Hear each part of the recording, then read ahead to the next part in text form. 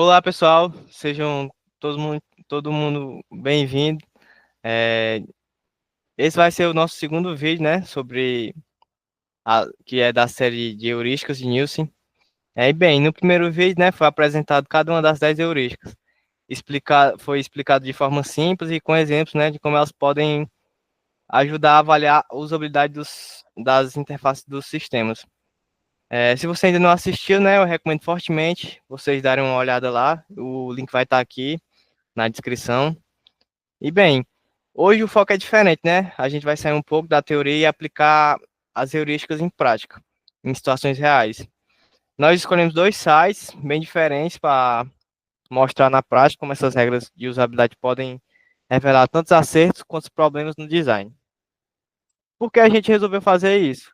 Porque a usabilidade não é só uma questão estética, ela impacta diretamente na vida das pessoas.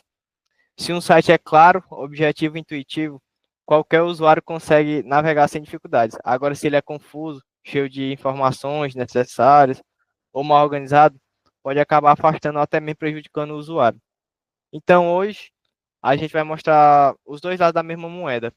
O primeiro é um exemplo positivo, que é o site da Nubank, que vocês estão vendo aqui, bastante reconhecido pelo seu design simples e funcional.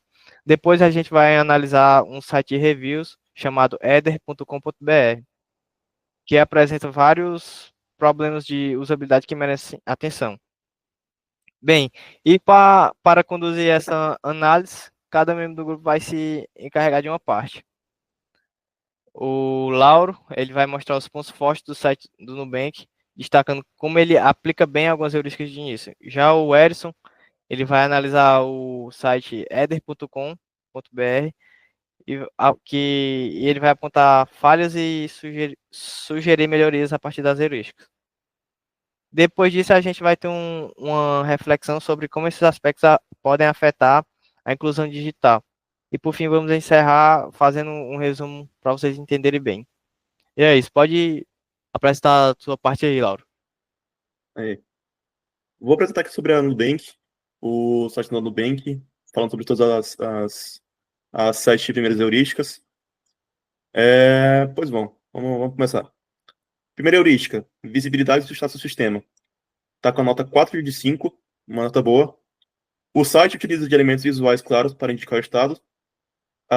A navegação superior mostra claramente onde o usuário está, porém poderia ter mais indicadores de progresso e formulário de carregamento. Correspondente entre sistema e mundo real, o ponto 2. Tá com nota 5 de 5, né? Excelente. Linguagem natural e coloquial. Usa metáforas familiares. Terminologia bancária acessível, evitando jargões técnicos. Imagem representando situações reais de dia a dia. E o terceiro ponto, controle e liberdade do usuário. Coloquei uma nota boa, 4 de 5. Navegação clara com um menu superior. Botões de voltar não são evidentes em algumas seções, por isso o não é 5 de 5, né? Falta de breadcrumbs para orientação, e o usuário pode navegar livremente entre seções. Heurística 4. Consistência e padrões. A avaliação é excelente, 5 de 5.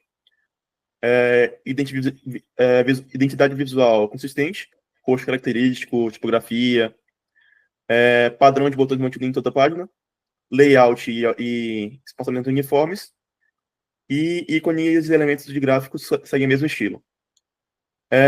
Prevenção de erros. Coloquei uma nota boa, 4 de 5, né? Por ser uma página institucional, há poucos pontos de erro, formulários visíveis, é, aparentam, aparentam ter validação, links e botões claramente identificáveis. Heurística 6. Reconhecimento ao invés de memorização. Nota 5 de 5, excelente. Interface visual intuitiva, ícones universalmente reconhecíveis, informações importantes sempre visíveis, não exige memorização de comandos ou códigos. E o menu está sempre acessível aqui, né? Heurística 7, flexibilidade e eficiência de uso, tem uma avaliação boa, 4 de 5. Design responsive adapta-se a diferentes de diferentes dispositivos. Caso você queira usar no celular, você pode usar tranquilo, não vai ter nenhuma interferência. Múltiplos caminhos para ações principais, conteúdo organizado por níveis de interesse, mas poderia ter atalhos mais evidentes para usuários experientes. Caso você for uma pessoa experiente lá no site do Nubank, poderia ter mais alguns atalhos para você. E essas são todas as sete heurísticas que vamos falar aqui, vamos abranger aqui nesse site. E eu vou passar a palavra aqui para o meu amigo Edson, que vai falar sobre o Ether.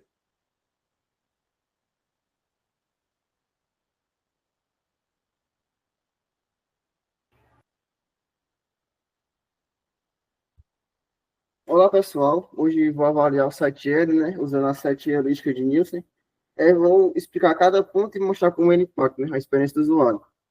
Com o primeiro ponto, visibilidade do status do sistema. Alguns elementos interativos não deixam claro que podem ser clicados. Por exemplo, esse link aqui, ó, que ele teria que ter um feedback, né, tipo mudança de cor ou algo assim. Parece um texto comum e não há feedback visual quando passamos o mouse sobre ele. Isso pode confundir o usuário, que não percebe que é possível interagir. Uma nota 2, uma nota baixa, né? Aí a segunda é correspondência entre sistemas e mundo real. É utilizada uma linguagem técnica, que pode não ser familiar a todos os usuários. Os títulos das reviews são longos e complexos, o que dificulta a leitura rápida, embora a organização por categoria faça sentido. Essa parte aqui, ó, saúde, bem-estar e beleza. Ela poderia ser apresentada de forma mais intuitiva. Além disso, falta contexto visual que ajude o usuário a compreender melhor as informações. Uma nota 3 de 5, uma intermediária, né? Aí o terceiro, controle e liberdade do usuário. O layout é extremamente denso, que dificulta bastante a navegação. Não há indicações claras de orientação dentro do site, nem opções visíveis de filtro ou busca para facilitar a localização das informações. Por causa disso, o usuário pode se sentir perdido diante da quantidade de informações apresentadas.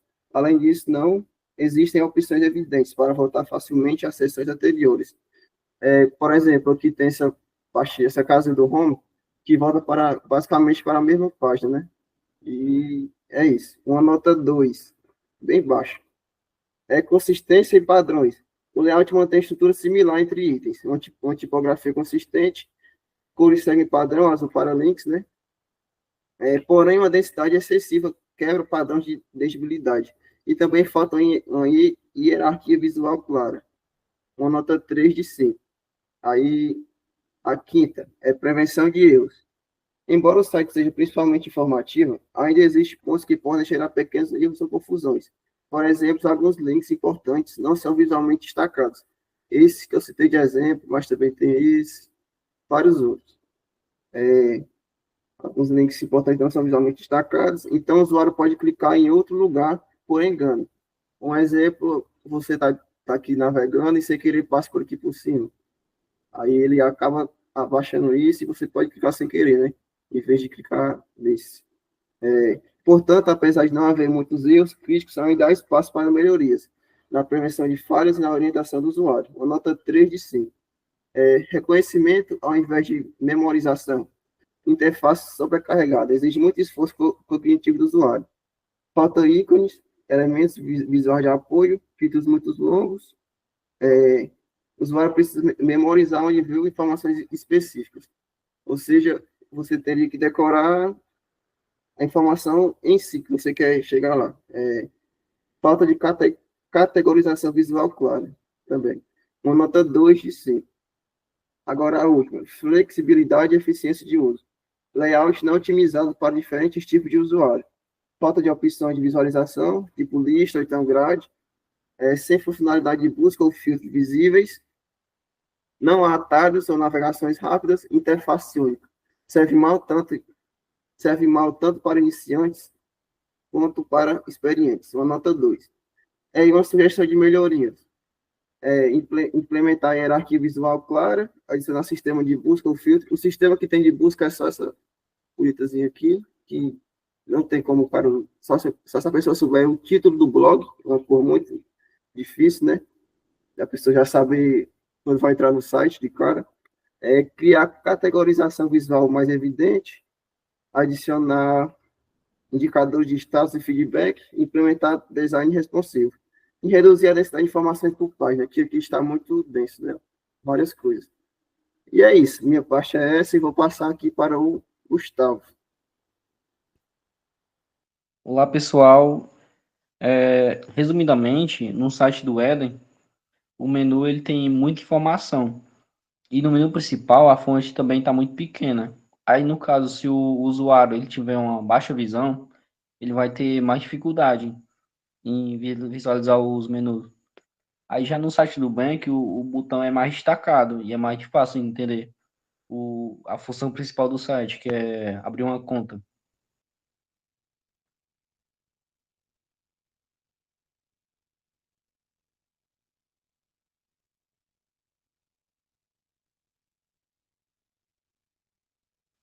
Agora eu passo para o Olá, Gabriel. pessoal. Meu nome é Gabriel e eu vou falar alguns pontos assertivos sobre os sites, né, e algumas problemáticas dentre eles. Começando pelo Eder, a gente pode analisar pela homepage dos dois sites umas diferenças importantes de usabilidade, né? Começando pelos acertos do Eder, que eu acredito, começando com os menus, com os itens básicos, né, que é o home, sobre, o contato, a estrutura típica de um blog, para quem já é acostumado a entrar em site de notícia, é muito fácil para navegar dentro dele. Outro ponto muito interessante é a atualização frequente do conteúdo, que diariamente são dadas notícias novas do dia a dia, do cotidiano. Alguns problemas que eu encontrei nele é a página inicial muito poluída, com muitos links e textos, pouca hierarquia visual, que é muito difícil saber o que é o conteúdo principal do site, né? Entrando nele, tem muito excesso de link, texto, imagens, e não tem tanto destaque para acessibilidade ou ajuda, né? A gente não encontra muito um passo a passo dentro dele. E passando para Nubank, a gente pode encontrar os acertos, que é um visual bem mais limpo, né? Com chamadas claras, uma linguagem simples e próxima do cotidiano. E algo que se destaca muito hoje em dia é os elementos de inclusão, que, por exemplo, ele tem um canal em Libras para ajudar quem tem essa necessidade, né? Os problemas na Nubank são mais a ver com passo a passo, né? Que ele tem muitas opções e ele não direciona os usuários para aquelas opções com passo a passo ideal, né?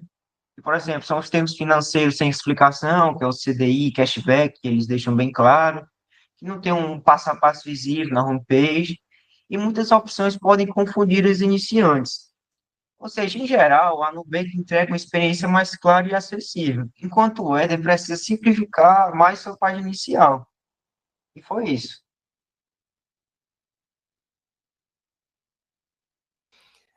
Bem, pessoal, agora eu queria perguntar a vocês, né?